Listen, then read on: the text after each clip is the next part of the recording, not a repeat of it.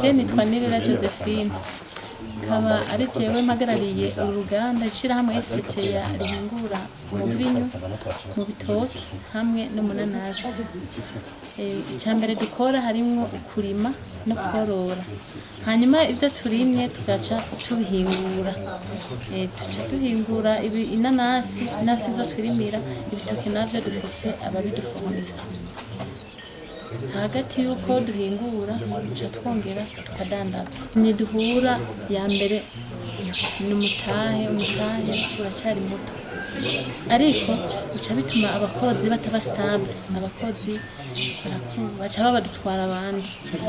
Hanyuma ingorane yindi dufise emballage, twabura ama emballage kubera ahava hanze kubera ikintu kijanye n'amadovize, dusanga dufise amahera y'amarundi turiko turondera amadolari acaba amahera menshi cyane, dusanga ntigikunda. Ico niyo nama minini duhura ngaho. 20 de banane na 20 d'ananas.